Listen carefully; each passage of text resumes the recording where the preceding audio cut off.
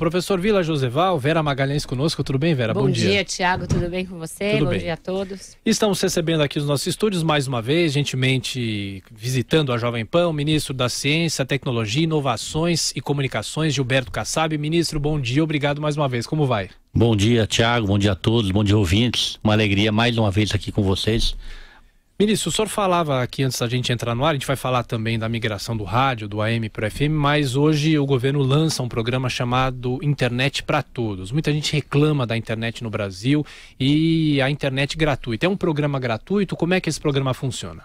Primeiro, Tiago, registrar que é um programa muito ambicioso do governo federal, em especial por conta da conjuntura econômica difícil, onde o governo investiu 3 bilhões de reais nos últimos meses, possibilitando o lançamento do primeiro satélite de propriedade do governo brasileiro, satélite esse que espalha banda larga por todo o Brasil. A partir de agora, qualquer cidade hoje em Brasília, quase 2.500 municípios estarão presentes assinando seus contratos de adesão, para que o governo federal, através da Telebrás, possa ir a esses municípios através da empresa contratada, que é uma multinacional, a Viasat, e que nos possibilitará, ao colocar uma pequena antena, dar conectividade num raio mínimo de 1,5 km dessa antena. É algo que será concluído em aproximadamente 12 meses, portanto, com condições de mudar, de virar a página do Brasil na questão da conectividade. Esse satélite, a sua capacidade, proporcionou ao governo estabelecer alguns convênios muito importantes. Por exemplo, com o Ministério da Educação, nós vamos levar a banda larga para todas as escolas públicas do Brasil, sejam municipais, sejam estaduais, sejam da União. Da mesma maneira, num convênio com o Ministério da Saúde, para todos os equipamentos públicos de saúde. Imagina o que significa, no Acre, um município ter banda larga, a possibilidade que terá o médico, por exemplo, na avaliação dos diagnósticos, no compartilhamento das análises com os grandes centros do país. E, por último, com o Ministério da Defesa, 30% da capacidade desse satélite está disponibilizado e já em operação pelo Ministério da Defesa, que vai proporcionar a esse ministério o monitoramento de 100% das fronteiras brasileiras. Também vocês devem avaliar, os ouvintes, o que significa monitorar toda a nossa fronteira, no que diz respeito ao combate ao tráfico de drogas, ao contrabando e outros crimes que tanto atingem o povo brasileiro. Atinge, e o último, portanto, a aeronáutica também? Sim, a questão do Ministério da Defesa, ele é operado preponderantemente pela aeronáutica. Sim, esse satélite vai? Sim, ele é 30% disponibilizado para o Ministério da Defesa. No Ministério da Defesa, a operação é feita basicamente pela aeronáutica. O Joseval, é talvez o principal programa desse governo que se inicia hoje. Bombalhado aqui. Isso, se inicia hoje, não é algo que vamos fazer, começa hoje. E o quarto convênio é esse feito diretamente com cada município brasileiro. Tanto é que hoje não é que estarão lá os municípios, estarão lá mais de 2.000 prefeitos assinando o contrato. Em 30 dias, todos os prefeitos do Brasil terão assinando esse contrato, até porque o custo para as prefeituras, respondendo à pergunta do Tiago, ele é gratuito no que diz respeito à infraestrutura. É evidente que para o usuário não, o usuário vai pagar pelo serviço, mas vai pagar um valor inferior ao que paga o usuário normal, porque esse programa está isento de tributos. Ministro, vamos intercalar aqui um pouco a Lá vem a Vera. E a política, que o telespectador está ali no carro, está curioso para saber. Há uma semana eu entrevistei o senhor no programa Roda Viva da TV Cultura, e o senhor praticamente disse que o ministro Henrique Meirelles é um amigo fraterno, um companheiro leal, mas deu a entender que o caminho do PSD vai ser apoiar o governador Geraldo Alckmin do PSDB. Eu queria saber se de lá para cá avançou alguma coisa e de que forma se dará, de agora em diante, temos pouco tempo, até o prazo final da janela aí partidária, de que forma se dará essa migração aí da candidatura própria para uma aliança? A reflexão continua a mesma, a avaliação também. Nos próximos dias, talvez ainda essa semana, nós teremos uma conversa com o ministro Meirelles. Como eu disse naquele programa e volto a dizer hoje, a nossa relação é muito franca. Nós estamos dando todas as oportunidades para que o ministro possa apresentar o seu trabalho, até porque é uma pessoa honrada, competente, faz um extraordinário serviço frente ao Ministério da Fazenda, porém as circunstâncias, não as suas qualidades, talvez limitem a viabilidade da sua candidatura e o PSD não tem musculatura suficiente para que, caso se confirme essa impossibilidade, lançá-lo candidato. Mas faltam alguns dias ainda para essa definição. O ministro merece da nossa parte todo o nosso respeito, e ele tem tido também, em relação ao partido, toda a consideração que o partido merece pelas condições que tem lhe dado para que ele possa desenvolver esse trabalho.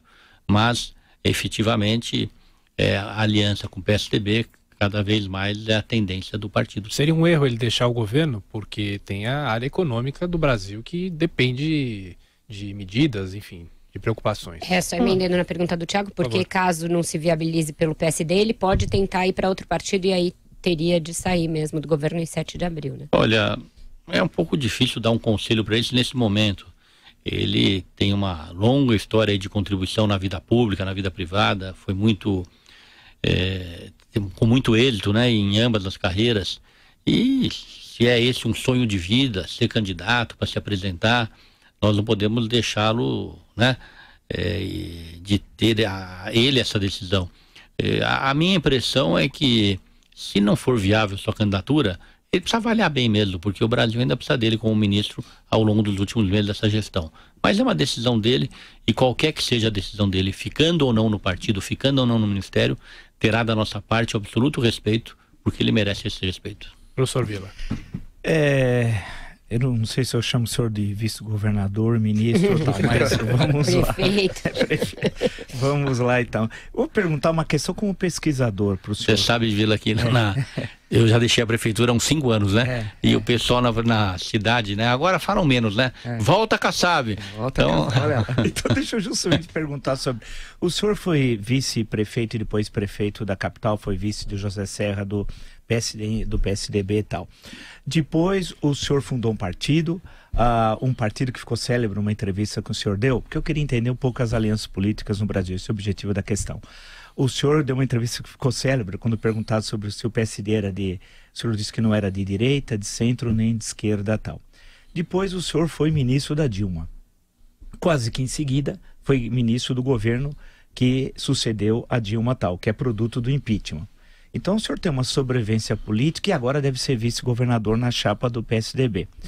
Como é possível mudar tanto? Como é que o senhor justifica essas alianças políticas? O senhor esteve com o PT, e o PT é um projeto criminoso de poder, como bem disse o ministro Celso de Mello, um dos votos da ação penal 470. É um projeto que o Brasil poderia virar uma Venezuela. Não virou porque a sociedade civil foi às ruas. Como é possível colaborar em cargos tão do Ministério das Cidades, por exemplo, é de enorme importância?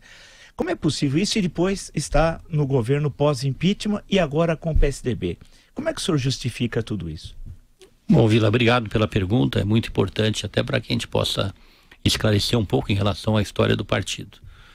Quando o PSD nasceu, nós tínhamos como fundadores pessoas ligadas a governos de esquerda do PT e pessoas ligadas a governos do PSDB. Por exemplo, eu cito o senador Otto Alencar, que é uma das melhores e mais honradas figuras públicas do Brasil. Ele lá na Bahia é aliado do governador Rui Costa, não é? E no mesmo dia que nós entramos no partido, ele também entrou com 6 deputados federais. E assim foi o deputado Mitidieri e outros aliados que naquele momento foi feito um entendimento onde em 2014 o PSD iria caminhar com o PT, compromisso com aqueles que estavam vindo em primeiro lugar, e que nós íamos dar liberdade total para quem quisesse acompanhar o PSDB, acompanharia. E que em 2018, aí portanto é agora, na primeira eleição que vão disputar, o partido iria caminhar unido para um mesmo caminho.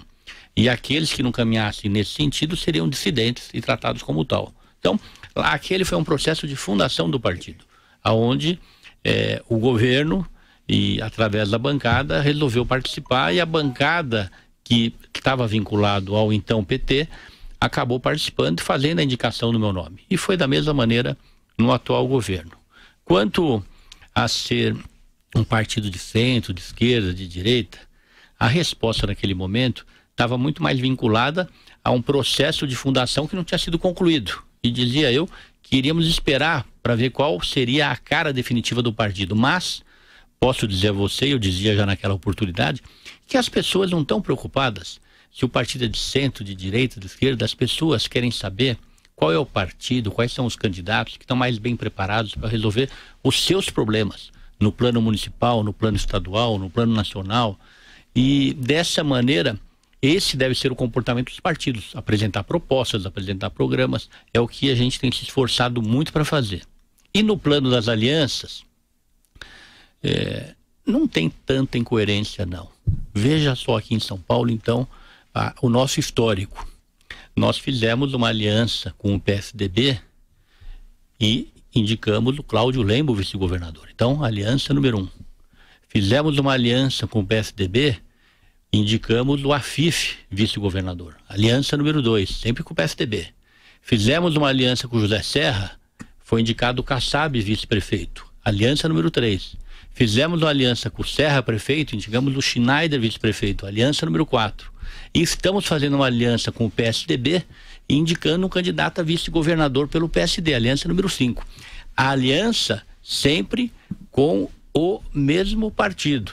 No plano nacional, como ele disse, e a tua pergunta foi muito importante, não era uma aliança. No plano nacional era um processo de fundação do partido. Mas que era uma aliança, desculpe, né, ministro? Porque o senhor... É um compromisso de fundação. O senhor tem um parente na família que é santo, né? As pessoas sabem que tem 2 santos na família. Tem 2 santos. O Nantala lá do livro e eu. O senhor então tem uma família santa, então. O senhor tem um santo na igreja maronita, né? Como é que é justamente essa santidade da família Kassab com a política brasileira que não é santa, né? Isso que é muito pouco santa, tal. Ela é uma política laica, e que laicidade que tem na política brasileira. Mas é isso que o senhor não me respondeu. Como é que é possível ter no plano nacional uma aliança com o PT, que é o oposto do PSDB, e na esfera regional do PSDB? O Brasil é uno. Sim, mas são unos. Você tem toda a razão. Mas são todos os partidos. É por conta da excrescência que é a legislação brasileira. Felizmente, com a reforma política. Porque todos os partidos têm isso. Não tem nenhum partido no Brasil, nem o PSDB, nem o PT, o PMDB, que não tenham incoerência nas suas alianças regionais ou nacionais. Nenhum. Se você me apontar um, eu vou lhe aplaudir. Não tem nenhum. Isso é por conta da legislação brasileira, que agora, felizmente, as pessoas têm afirmado que falta reforma política no Brasil. Eu discordo. Foi feita a reforma política no Brasil. Vila, me cobre daqui a 4 anos. Com a proibição da coligação nas eleições proporcionais, foi feita a reforma política no Brasil. Porque a partir de agora, o partido que não tiver candidatura própria, majoritária, a prefeito, a governador e a presidente da República, acaba. E essa excrescência que você acertadamente menciona em relação a todos os partidos vai acabar. Ministro, hoje tem uma coluna na Folha de São Paulo, o senhor deve ter lido, do Vinícius Mota, falando do algoritmo Kassab. Mais ou menos o que o Eu não sei se ele quis me elogiar ou criticar. Pois é, eu acho que ele quis dizer que o senhor está sempre na boa, como mais ou menos mostrou o professor Vila, que nas últimas campanhas o senhor tem funcionado como um fator de predição aí da política. Eu queria saber, neste caso, ele diz que isso vai ser um fator importante nessa eleição, porque os partidos estão com a grana curta, por conta do fim do financiamento privado, e vão poupar os seus recursos para as eleições proporcionais. Então a tendência é de enxugamento das candidaturas majoritárias e alianças grandes. O senhor concorda com esse diagnóstico de um modo geral? Olha, Vera, como eu disse em relação à proibição de coligação nas proporcionais, também nós estamos vivendo um novo momento em relação ao financiamento das campanhas. Daqui para trás era permitido o financiamento privado. Portanto, era legal o candidato Kassab, o candidato Serra, o candidato Joseval, a candidata Vera, qualquer candidato no Brasil, ligar para um empresário e pedir recurso para a campanha. Depende, né? De que forma que viriam esses recursos. Não, pedir recurso para a campanha, pedir recurso para o partido, estou falando sempre, evidentemente, na legalidade. Era legal. Daqui para frente, não existe mais essa possibilidade. São apenas recursos públicos ou recursos de pessoas físicas, não é? E o partido, qualquer que seja ele fica inseguro em relação a como utilizar esses recursos. Então, o número de candidatos majoritários vai ser reduzido em todos os partidos. Nenhum partido vai lançar um candidato majoritário se não tiver plena convicção da sua razoável viabilidade, porque vai estar penalizando candidatos que seriam mais viáveis. Então, a análise dele é muito correta. Brincadeiras à parte, a análise dele é correta. Todos os partidos vão tomar muito cuidado no lançamento de candidaturas majoritárias, porque são as candidaturas que envolvem mais recursos, e uma candidatura majoritária que não seja bem sucedida, é penalizar o partido em relação a outros candidatos que deixariam de contar com esse recurso. Muito bem, nós fazemos um pequeno intervalo, estamos aqui com o ministro Gilberto Kassab e voltaremos dentro de instantes. Nós estamos aqui no estúdio com a ilustre presença do ministro Gilberto Kassab. Eu faço agora uma pergunta para a vida política do entrevistado. O Gilberto Kassab, o senhor teve uma explosão na mídia quando de repente deixou a prefeitura, montou um partido que cresceu como que por milagre, espantosamente. Falava-se na época que o senhor caminharia para o Ministério das Cidades. Pelo menos é o que eu ouvia. Ou seja, preparando-se para uma futura candidatura à presidência da República. E o senhor foi para o Ministério da Tecnologia e Inovações, é um grande ministério, mas não foi uma limitação na sua carreira política? Ao contrário, Joseval, eu vivo um momento muito feliz. A minha formação de engenheiro, de economista, aqui da Universidade de São Paulo, através desse ministério, me deu a oportunidade de voltar um pouco à academia, ao mundo das ciências, e num momento tão difícil das ciências, da pesquisa no Brasil, eu tive a oportunidade aí de reconstruir esses laços, de viver um pouco esse ambiente, e tem sido muito gratificante essa minha atuação, esse meu momento, e realmente algo que é um marco na minha carreira. Depois de anos e anos no Legislativo, no Poder Executivo, voltei à academia, voltei às universidades, e com isso recuperando um pouco das minhas relações. Ministro, claro que a gente vai voltar a falar sobre política, mas falando sobre a migração do rádio AM para o FM, o Ministério prorrogou um período para que as rádios demonstrassem interesse. Em que pé que está isso? Quando o senhor acha que esse processo todo estará concluído no país? Olha, Tiago, nós temos 1.700, ou tínhamos 80 rádios AM no Brasil. Nós concluímos já a migração de quase 700 e prorrogamos recentemente por mais 180 dias a oportunidade para as rádios pedirem essa migração. Até agora, quase 100 rádios já pediram essa migração, num processo que acontece gradualmente e que será concluído em alguns anos, melhorando muito a qualidade da radiodifusão no Brasil. Porque a rádio FM, ela melhora a qualidade, reduz brutalmente o custeio, né, com a manutenção mais barata, com os equipamentos de mais fácil manutenção, com isso melhorando a qualidade dos programas, permitindo às emissoras contratar mais profissionais, pagar melhor os profissionais. E essa é uma contribuição da nossa gestão, acho que é um legado importante. E em breve teremos não apenas a utilização da faixa estendida, mas também um processo de investigação profunda para que a gente possa identificar ainda eventualmente situações de ilegalidade que existam no país e que, ao ser combatidas, fazem com que surjam novas oportunidades, novos espaços para as rádios que efetivamente prestam um serviço, não apenas da legalidade, mas bom serviço ao povo brasileiro. A produção de rádio, a indústria está ajudando? Como é que é? Está ajudando. Os novos rádios? Sim, até porque já foi publicada uma portaria dando um prazo para que a indústria se adapte a esse novo modelo. Ô, ministro, inclusive, da outra vez que o senhor esteve aqui, eu fiz uma pergunta sobre os aparelhos celulares, porque as empresas bloqueiam, muitas vezes, você conseguir captar o FM nos aparelhos de rádio. Muita gente ouve a Jovem Pan baixando o nosso aplicativo e é preciso ter internet para isso, né? Mas no caso do FM no celular, as empresas vão continuar proibindo, ou pelo menos vetando, que o usuário consiga ouvir as rádios pelo FM? Ou seja, esse satélite vem nos ajudar também? Muito, porque esse satélite, ele traz a internet, a banda larga, para qualquer canto do Brasil.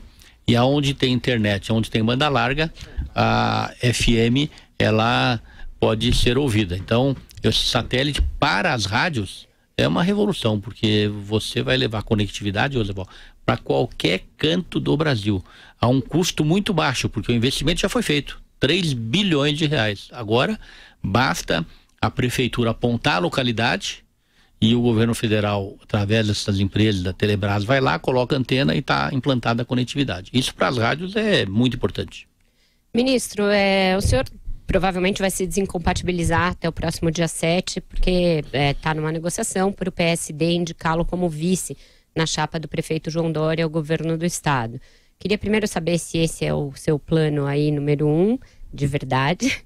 E segundo, o senhor tem alguns inquéritos em andamento relativos à Operação Lava Jato. Queria saber se o senhor teme que isso seja algum obstáculo a uma eventual candidatura, se o senhor acha que poderá ficar impedido pela lei da ficha limpa ou se está tranquilo quanto a isso? Bom, primeiro, Vera, em relação a deixar o Ministério, é uma decisão que está sendo amadurecida, é o mais provável mesmo, no sentido de me afastar para estar habilitado a disputar as eleições. Disputar ou não, depois será uma decisão partidária que pode ser amadurecida até o mês de junho.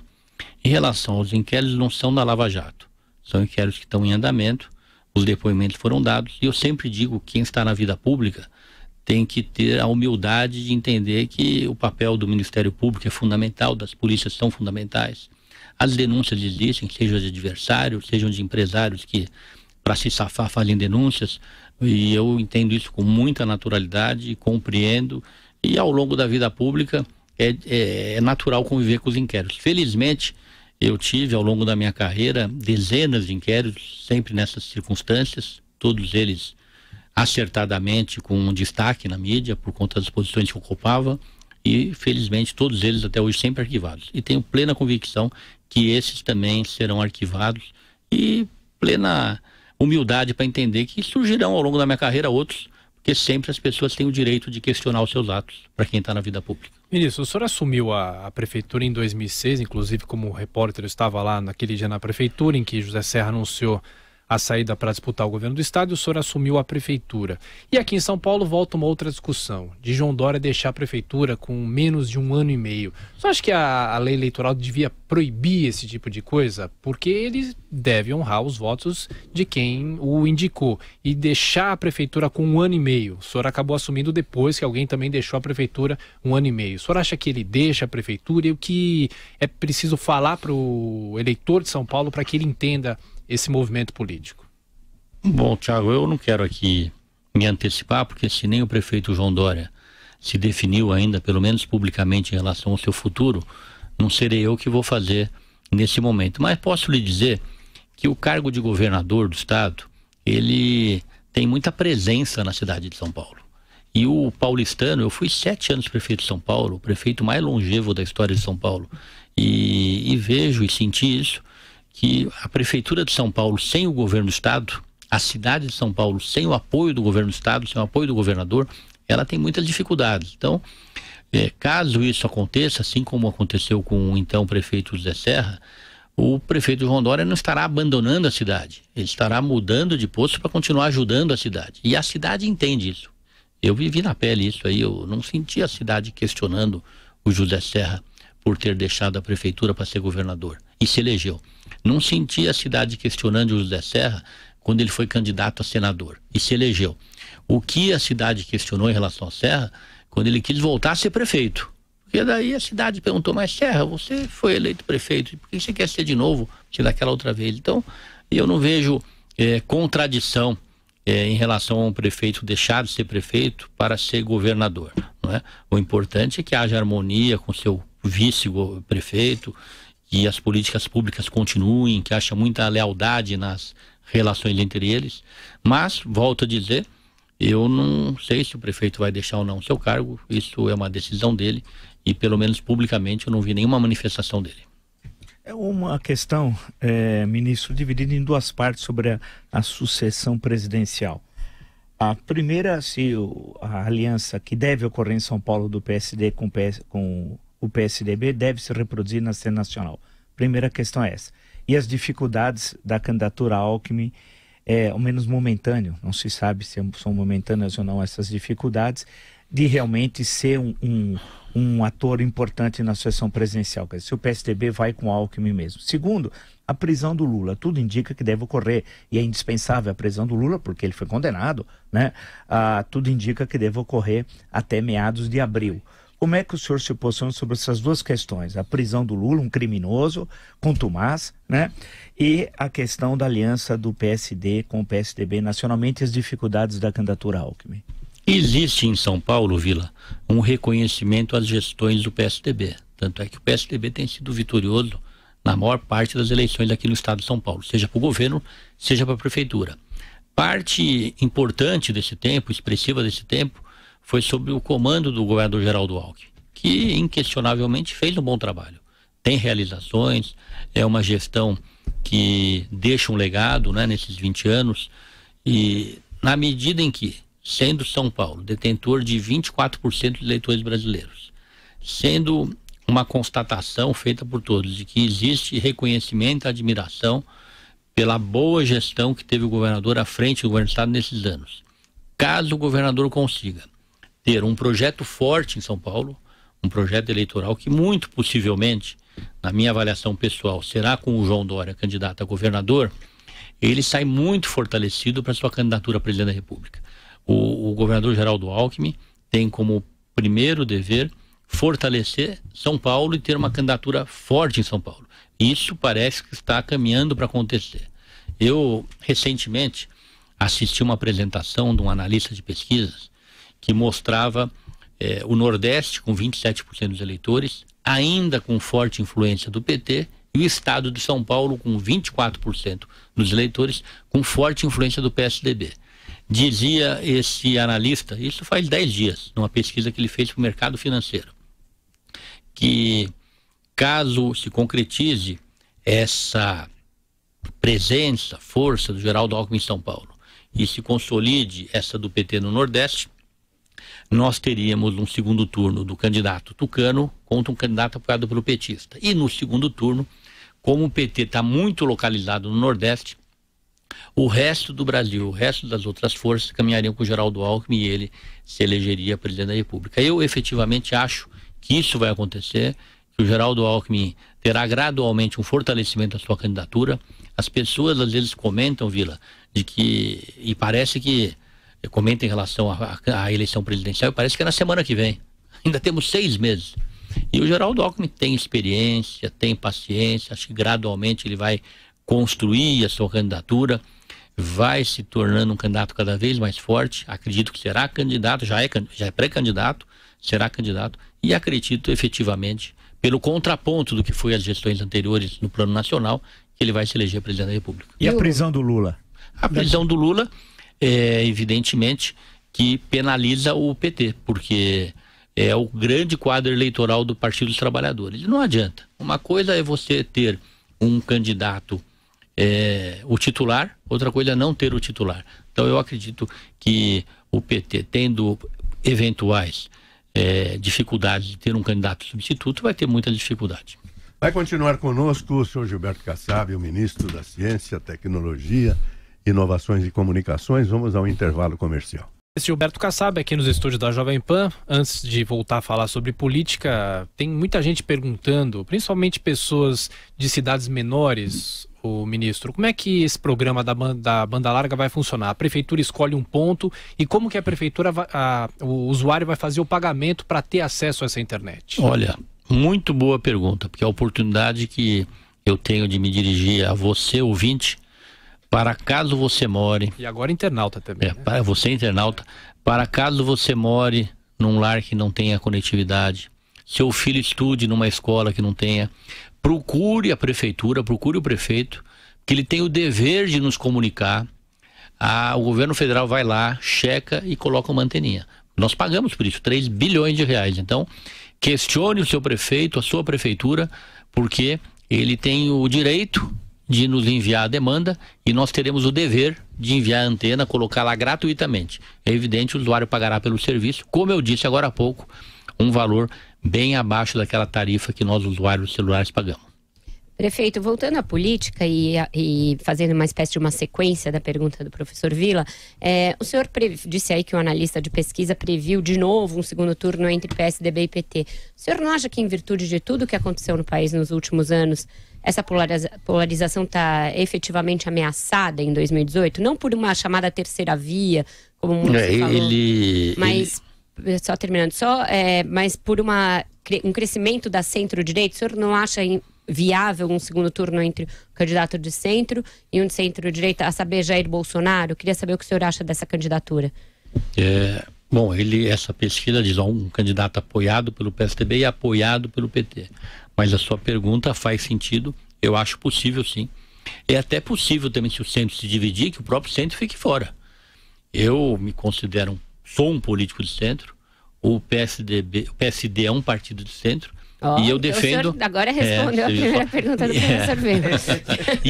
E eu defendo uma única candidatura de centro. Vocês sabem disso, já fiz várias manifestações, porque, e o Vila dizia agora há pouco, existe uma pulverização de candidaturas. E seja o centro, se tiver muitas candidaturas, ou os liberais, a direita, ou a esquerda se pulverizar muito, um desses nichos corre, sim, o sério risco de ficar fora. E aqui em São Paulo, hein? Hoje mesmo, algo que já foi dito aqui no Jornal da Manhã, não sem fazer profecia do passado, já foi dito várias vezes aqui, hoje um dos jornais, acho que é a Folha, faz referência ao Márcio França, o vice-governador, que assumirá o governo do estado dia 6 ou 7 de abril, né? Em que ele vai ter uma política de razia em relação a todos aqueles que estiverem em cargos de confiança, secretários e etc., que apoiam a candidatura do PSDB. Ele nos disse aqui, quando perguntado, eu até perguntei a ele, eu falei, o que o senhor vai fazer com os secretários que apoiaram a candidatura do PSDB e não do senhor? Ele disse, eu vou demitir. Aquilo que parecia ter sido só uma fala perdida aqui no jornal tal, parece que será a sua ação administrativa. Isso vai criar uma tensão política muito grande. Tudo indica que em São Paulo vai ter segundo turno, diferentemente de 2006, 2010, 2014, pela divisão da base, que apoia o governador Alckmin e tal. Como é que o senhor, que provavelmente pode ser candidato a vice-governador do estado, encara isso? Olha, Vila, eu vivi essa situação. Eu era vice-prefeito do então prefeito José Serra. Quem foi eleito foi o Serra. Era, portanto, um governo liderado por ele, liderado pelo PSDB. Eu assumi, fiz uma boa gestão, pelo menos entendo isso, e a cidade também, tanto é que eu fui reconduzido. E no momento das eleições, 80% da prefeitura, daquelas pessoas que ocupavam cargo de confiança, trabalharam acertadamente com o governador Geraldo Alckmin, porque era do seu partido. E a maior parte dessas pessoas entregaram o cargo para mim, foram muito corretas, e eu não aceitei. Eu não aceitei porque eu entendia que não era adequado desmontar um governo naquele momento só por conta de uma questão eleitoral. Acho que o vice-governador Mário França, uma pessoa que eu tenho muito respeito, foi já deputado federal, prefeito, hoje é vice-governador, tem mostrado sua lealdade ao Estado, ao governador Geraldo Alckmin. Ele vai, no momento que assumir, avaliar bem. E talvez ele mesmo chegue à conclusão que não seja possível fazer reformas tão profundas, porque no último ano, nos últimos meses, mudar a condução do Estado, o penalizado será ele, porque ele será o governador. É muito difícil você substituir uma pessoa, não é? E as coisas continuarem normalmente, depois de 20 anos de poder. E 20 anos de governo bem avaliado, tanto é que as reeleições têm sido sucessivas. Então, eu falo de uma maneira muito respeitosa, porque ele será o governador, o condutor do governo e terá o direito de fazer aquilo que ele entender melhor para o Estado. Mas eu vivi essa situação. As pessoas, ao invés de eu pedir, os caras elas iam lá e colocavam à disposição porque iam ajudar o então candidato Geraldo Alckmin. Eu não aceitei a renúncia de ninguém, porque iria prejudicar a prefeitura. E eu acredito que o governador Márcio França vai ter uma conduta bastante parecida também. O senhor é ministro do governo Temer, que tem índices de popularidade bastante raquíticos. A gente vê aí abaixo de 10%. O presidente contava com alguma retomada da economia e os resultados dessa intervenção federal no Rio para recuperar essa popularidade e talvez até ter um candidato que ousasse dizer ser governista nesta eleição. Mas ele foi colhido de novo por acusações e agora tem um inquérito novo contra ele e no inquérito ao qual ele já respondia teve a quebra do seu sigilo bancário determinada. Como o senhor vê a situação do governo do qual o senhor faz parte? É um governo viável de se defender nas urnas, ministro? Olha, Vera, o governo mostra bons resultados para o país. O governo, esquecendo a questão da popularidade, ele faz uma boa gestão. Os resultados estão aí no campo da economia, a redução dos juros, a redução da inflação. Modéstia à parte, no nosso ministério, os resultados são muito positivos, haja vista o reconhecimento, seja na parte da pesquisa, da ciência, existe muito reconhecimento público, inclusive, no setor de radiodifusão da mesma maneira, e outros colegas, meus ministros, que fazem um bom trabalho. Portanto, eu concordo, até porque é público isso, a popularidade do governo ela é muito baixa. Mas A gestão é boa, não é? Mas em eleição o que vale é a popularidade. As duas coisas são indissociáveis, né? Só acredita numa candidatura do próprio presidente? Ele tem viabilidade para isso? Ele tem, eu não vou aqui manifestar em relação à viabilidade, porque tudo depende do momento. Ele tem dito que não é candidato. É evidente que eu torço até por lealdade, por estima a ele, que a sua popularidade melhore do governo, porque, como eu disse agora há pouco, é um bom governo. O senhor também falou aqui, fora do ar para nós, que acredita no segundo turno entre Alckmin e Bolsonaro ou Alckmin e Ciro. Isso quer dizer que continua a briga entre esquerda e direita, já que Alckmin é o centro? Não, o que eu disse agora é que eu acho possível, sim, que exista um segundo turno com o candidato do centro, que eu espero que seja o Geraldo Alckmin, com o candidato, seja da esquerda ou da direita, o Ciro numa aliança com o PT, porque para o Ciro ir para o segundo turno precisa fazer uma aliança com o PT, ou seja, o Bolsonaro fechando e integrando todas as candidaturas do partido de direita. Aproveitando, só me lembrei de uma coisa aqui que eu tinha até conversado no intervalo com o senhor, que é a questão da... Eu desconfio de todas as análises de cientistas políticos, né? Eu trabalhei 20 anos num departamento em que o único historiador era eu, e eu desconfio dessas análises de cientistas políticos, de sociólogos. Eles têm uma longa análise com curto saber histórico, sabe? E normalmente erram, assim como economistas, não acertam uma previsão. É só guardar a previsão do início do ano e ler em dezembro. É tudo o contrário. E sempre o Brasil vai acabar. Pelos economistas, a reforma da Previdência ia acabar o Brasil, até agora não acabou. Precisava ser indispensável e tal. Então, grande parte, tudo, desculpe usar a expressão, mas é picaretagem. E o mercado financeiro acredita, isso que é mais engraçado. O senhor não acha que essa ideia de que o PT tem o domínio do Nordeste, essa análise, é algo que está muito datado? Isso tem a ver com uma conjuntura muito determinada, com alguns programas sociais como o Bolsa Família, por exemplo, e que, na verdade, o Brasil mudou nos últimos 2 anos. Quer dizer, o quadro de 2014 eleitoral não será provavelmente de 2018, ou seja, o que ocorreu em 2015, 2016, com o impeachment, com a ida de milhões, como nunca na história do Brasil, de milhões às ruas, tudo isso não criou uma nova forma de pensar a política, de desejo de que a política seja algo que não foi até hoje na história do Brasil, ou seja, e há uma cola, não só, mas principalmente outros partidos também, mas há uma cola que o PT é o partido da corrupção. Então essa ideia de que há uma polarização azul-vermelha, né? Grosso modo, centro-direita e esquerda, que na verdade pela consolidação até o momento das intenções de voto da candidatura Jair Bolsonaro, mostram que há um pensamento à direita muito forte. Portanto, que essa polarização não se repetiria, que teve em 2002, 6, 10, 14, que nós teríamos uma outra polarização nesse ano entre uma candidatura de centro, grosso modo, e uma candidatura à direita. Olha, Vila, eu vou lhe dar pesquisas, né? Quando eu lhe disse, de alguns estados do Nordeste, de pesquisas atuais, a mais velha de 15 dias atrás. Sim. Na Bahia, o governador Rui Costa do PT está na frente nas pesquisas. Do ACM Neto? Isso, está na frente nas pesquisas, ele é do PT. Sim. No Ceará, o governador está na frente nas pesquisas. O Camilo Santana. Exatamente. No Piauí, o governador Wellington está na frente das pesquisas. Na Paraíba, a candidatura do governador Ricardo Coutinho com apoio do PT está na frente das pesquisas. No Sergipe, o atual vice-governador, candidato a governador com apoio do PT, está na frente das pesquisas. Em Alagoas, o governador Renan Calheiros, com apoio do PT, está na frente das pesquisas. Portanto, as pesquisas locais mostram que o PT continua, nesse momento exato, porque as pesquisas são muito recentes, preponderante nesses estados e vencedor das eleições estaduais, conforme eu disse, citando esses estados. O que nos leva a crer que poderá acontecer esse segundo turno, que seja candidato do PT ou com apoio do PT. Mas eu concordo com a tua análise anterior de que esse quadro das esquerdas está muito fragmentado no plano nacional. Mas, efetivamente, que o PT ainda tem uma força no Nordeste. Esse pensamento que o professor Vila se referiu de centro-direita seria muito concentrado no Sudeste e Sul, por essas pesquisas que o senhor tem visto? Não? Sim. O PT praticamente foi dizimado no sul do país, no Sudeste, e caminha para isso no Centro-Oeste.